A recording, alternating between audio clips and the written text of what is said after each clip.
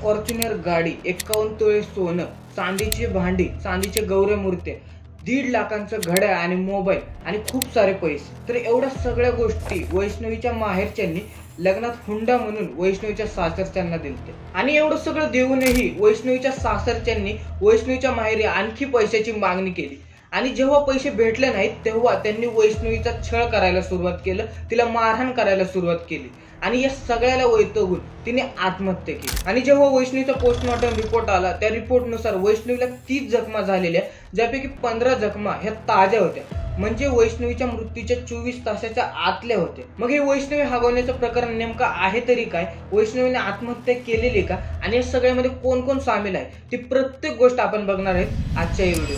तिच्यावर झालेले अत्याचार, तिच्या चारित्र्यावर घेतला गेलेला संशय आणि अगदी आत्महत्येच्या तोंडी तिला ढकललं जाण्याचा वैष्णवीचा दुर्दैवी प्रवास। मृत्यूच्या दिवशीही वैष्णवीला मारहाण झाल्याचं समोर आलंय।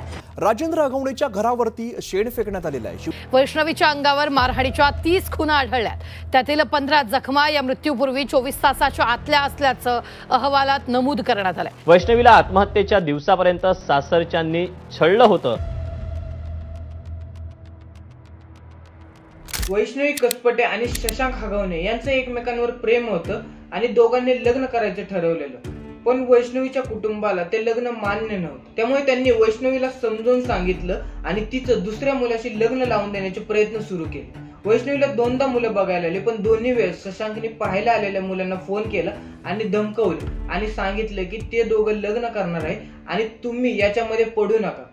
आणि वैष्णवीने पण शशांक सोबतच लग्न करायचा हट्ट धरला।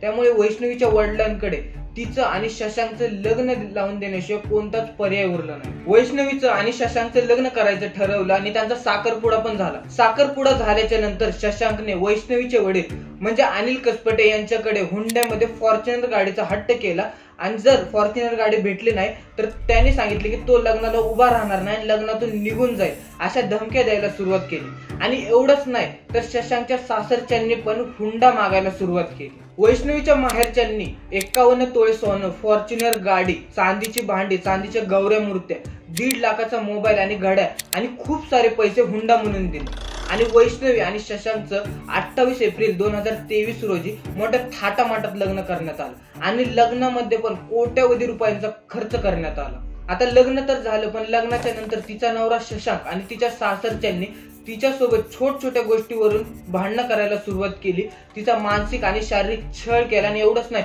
तर तिच्या चारित्र्यावर पण प्रश्न उपस्थित केला। वैष्णवीच्या वडिलांनी सांगितलं की तिचा नवरा आणि तिची सासू तिला क्षुल्लक कारणावरून त्रास देत होते आणि तिचे सासरेही तिला मारहाण करायचे। आणि एवढंच नाही तर तिची वहिनी करिश्मा हगवणे ही तर एकदा वैष्णवीवर थुंकलेली। दरवेळेस तिला टोकायचे। अहो, तिच्या नंदेनी 2 महिन्यापूर्वी एवढी तिला मारली, तिच्या अंगावरती तुकली। आणि एवढा सगळा छळ असूनही वैष्णवीच्या वडिलांनी त्यांचे पाय धरले, कारण त्यांना त्यांच्या मुलीचा संसार टिकवायचा होता। नवऱ्याचे जावायचे म्हणजे मी पाय पकडलेले आहेत, नंदेचे पाय धरले, सासूचे पाय धरलेले। तिचं चुकत असेल तर हात जोडून पाय जोडून विनंती करायचो, माझ्या मुलीचा संसार वाचवायसाठी आम्ही खूप प्रयत्न केले। पुढे त्यांनी सांगितले की ऑगस्ट 2023 मध्ये जेव्हा वैष्णवी प्रेग्नेंट होती तेव्हा शशांकने तिच्या चारित्र्यावर संशय घेतला आणि हे बाळ माझं नाही म्हणून शशांकने आणि तिच्या सासरच्यांनी तिच्यासोबत भांडणं केले आणि वैष्णवीला मारहाण देखील केली आणि घरातून बाहेर काढले। यानंतर 27 नोव्हेंबर 2023 ला या छळाला कंटाळून वैष्णवीने विषारी औषध घेऊन आत्महत्या करण्याचा प्रयत्न केला। सुदैवाने तिच्यावर उपचार करण्यात आले, ती बरी झाली आणि तिला परत सासरी पाठवण्यात आले, पण हा छळ काही थांबला नाही। मार्च 2025 मध्ये पण वैष्णवीच्या सासू आणि नंदेने वैष्णवीला मारहाण केली आणि तिच्या माहेरी सोडले आणि याच्यानंतर वैष्णवीचा शारीरिक आणि मानसिक छळ हा वाढतच गेला। यानंतर शशांकने जमीन खरेदी करण्यासाठी वैष्णवीच्या वडिलांकडे 2 कोटी रुपयाची मागणी केली आणि वैष्णवीच्या वडिलांनी जेव्हा नकार दिला तेव्हा शशांकने वैष्णवीला धमक्या दिल्या आणि मारहाण केली। 16 मे रोजी सकाळी शशांकने वैष्णवीच्या नातेवाईकांना फोन केला आणि त्याचे आणि वैष्णवीचे भांडण झाले म्हणून सांगितले। दुपारी 4:30च्या सुमारास शशांकने परत नातेवाईकांना फोन केला आणि सांगितलं की वैष्णवीने फाशी घेतली आहे आणि तुम्ही हॉस्पिटलला या। वैष्णवीचे वडील आणि नातेवाईक जेव्हा हॉस्पिटलमध्ये पोहोचले तेव्हा वैष्णवी बेशुद्ध अवस्थेत बेडवर पडलेली होती। वैष्णवीच्या वडिलांनी जेव्हा डॉक्टरांना वैष्णवीच्या तब्येतीची विचारपूस केली तेव्हा डॉक्टरांनी सांगितलं की पेशंट हॉस्पिटलला येण्याच्या आधीच मयत झालेली आणि वैष्णवीच्या शरीरावर मारहाणीच्या खुणा आहेत। वैष्णवीच्या हातावर, दोन्ही मांडीवर, पायावर, पाठीवर आणि डोक्यावर जखमेच्या खुणा होत्या। पुढे पोस्टमॉर्टम रिपोर्ट मध्ये असं समजलं की मृत्यूच्या काही तास आधी वैष्णवीला मारहाण केली होती आणि तिचा छळ केला होता। पुण्यातील एका न्यायालयात सरकारी वकिलांनी दिलेल्या पोस्टमॉर्टम रिपोर्ट नुसार वैष्णवीवर 30 जखमा होत्या, ज्यापैकी 29 जखमा ह्या मृत्यूच्या आधीच्या होत्या आणि एक जखम ही 4 ते 6 दिवस जुनी असल्याचा अंदाज आहे। यानंतर या प्रकरणात वैष्णवीचे पती शशांक हगवणे, सासू लता हगवणे आणि तिची वहिनी करिश्मा यांना हुंड्यासाठी छळ आणि आत्महत्येस प्रवृत्त करण्याच्या आरोपाखाली अटक करण्यात आली। पण वैष्णवीचे सासरे राजेंद्र हगवणे आणि सुशील हगवणे हे फरार झाले। वैष्णवीला 9 महिन्याचा मुलगा देखील होता आणि वैष्णवीच्या आत्महत्येनंतर बाळाच्या ताब्यावरून वादविवाद पण झाले आणि जेव्हा वैष्णवीच्या कुटुंबाला कळालं की हे बाळ करिश्मा हगवणेचा जवळचा मित्र निलेश चव्हाणकडे आहे, तेव्हा वैष्णवीच्या कुटुंबाने बाळाला घेऊन जाण्यासाठी निलेश चव्हाणच्या घरी पोहोचले। तेव्हा निलेश चव्हाणने बंदुकीचा धाक दाखवला आणि बाळाला देण्यासाठी नकार दिला आणि त्यांना हाकलून लावले। या प्रकारानंतर निलेश चव्हाण हा फरार झाला आणि बाळाचा ताबा वैष्णवीच्या कुटुंबाकडे देण्यात आला। 22 मे रोजी पुणे शहरातील वारजे पोलीस ठाण्यात निलेश चव्हाण विरुद्ध FIR रजिस्टर करण्यात आले आणि या निलेश चव्हाणचा ही काळोखा इतिहास आहे। निलेशवर त्याच्या पत्नीवर अत्याचार केल्याचा आरोप आहे। पोलीस उपायुक्त संभाजी कदम यांनी सांगितले की 2019 मध्ये निलेश चव्हाण विरुद्ध त्याच्या स्वतःच्या पत्नीशी लैंगिक संबंध ठेवताना स्पाय कॅमेऱ्याच्या मदतीने व्हिडिओ रेकॉर्ड केल्याबद्दल गुन्हा दाखल करण्यात आला होता। 3 जून 2018 ला निलेश चव्हाणचं लग्न झालं। जानेवारी 2019 मध्ये निलेश चव्हाणच्या पत्नीला त्यांच्या बेडरूमच्या पंख्याला काहीतरी चिटकवल्याचा संशय आला।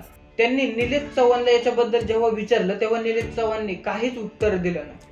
त्याच्या पुढच्याच महिन्यात निलेश चव्हाणच्या पत्नीला त्यांच्या एअर कंडिशनरला काहीतरी चिटकवल्याचा संशय आला। त्यावेळी त्यांनी परत एकदा निलेश चव्हाणला याच्याबद्दल जेव्हा विचारलं त्यावेळेस पण निलेश चव्हाण याच्यावर काहीच उत्तर दिलं नाही। शेवटी एका दिवशी निलेश चव्हाणच्या पत्नीने जेव्हा निलेश चव्हाणचा लॅपटॉप उघडला तेव्हा त्याच्यात गुप्त कॅमेऱ्याने लैंगिक कृत्याचे व्हिडिओ रेकॉर्ड केलेले आढळले। तसेच त्याच्या पत्नीला निलेश चव्हाणचे इतर काही मुलींसोबतचे पण व्हिडिओ सापडले आणि जेव्हा त्याच्या पत्नीने निलेश चव्हाणला याच्याबद्दल जाब विचारला तेव्हा निलेशने चाकूने तिला धमकवले आणि तिचा गळा दाबण्याचा प्रयत्न केला। या सर्व प्रकारानंतर निलेशच्या पत्नीने जेव्हा निलेशच्या पालकांना या सगळ्याबद्दल माहिती दिली तेव्हा मदत करायचं तर लांबच तिच्या सासरच्यांनी पण तिला त्रास देण्यास सुरुवात केली। त्यानंतर निलेशने पुढील अनेक महिने त्याच्या पत्नीला त्रास दिला आणि शेवटी निलेश चव्हाणच्या पत्नीने घर सोडण्याचा निर्णय घेतला आणि त्यांच्या तक्रारीवरून 14 जून 2022 रोजी निलेश आणि त्याच्या नातेवाईकांविरुद्ध गुन्हा दाखल करण्यात आला।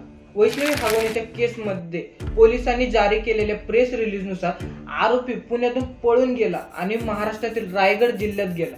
त्यानंतर तो दिल्लीला गेला आणि तेथून उत्तर प्रदेशातील गोरखपूरला गेला। त्यानंतर तो काठमांडूला गेला। पुढे नेपाळ सीमेवर असलेल्या उत्तर प्रदेशातील महाराजगंज जिल्ह्यातील सुनवली येथे तो परतत होता तेव्हा तिथे त्याला पोलिसांनी अटक केली। दुसरीकडे जे सासरे राजेंद्र हगवणे आणि सुशील हगवणे फरार होते त्यांना पण पकडण्यात आलं। पिंपरी चिंचवडच्या वरिष्ठ पोलीस अधिकाऱ्यांनी सांगितलं की आरोपींनी अटक टाळण्यासाठी वेगवेगळ्या ठिकाणाहून प्रवास केला आणि जेव्हा ते परत येत होते तेव्हा त्यांना स्वारगेट येथे पकडण्यात आले। या सगळ्या प्रकरणामध्ये वैष्णवीच्या पती असेल किंवा तिच्या सासरचे असतील या सगळ्यांनी तिला एवढा मानसिक आणि शारीरिक छळ केला की तिला आत्महत्या करण्यास प्रवृत्त केले आणि या सगळ्यामध्ये वैष्णवीची आणि वैष्णवीच्या घरच्यांची पण काही ना काहीतरी चुकी आहे। तुम्ही पहिले हा व्हिडिओ बघा। ताई, तुझंही काम होतं, प्रेम विवाह केला, याने एवढ्या मागण्या केल्या, याचा अर्थ याचं प्रेम तुझ्यावर नव्हतं, तुझ्या बापाच्या प्रॉपर्टीवर होतं। तुझ्या बापाचं एकच चुकलं, तुझ्या बापाने एवढ्या गोष्टी देत असताना तो वारंवार मागणी करतो।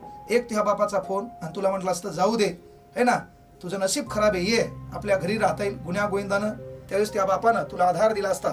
केवळ आपलं नाक जाते आणि पोरीनं कुठलीही गोष्ट ऐकून घ्यायला पाहिजे, तिनं संसार करायला पाहिजे, या पोटी या भावनेपोटी या महाराष्ट्रात अनेक महिलांना त्रास होतो। बाकी या सगळ्यावर तुमचं मत काय हे मला कमेंट करून नक्की सांगा। भेटू आणखी एका नवीन व्हिडिओमध्ये, तोपर्यंत जय महाराष्ट्र।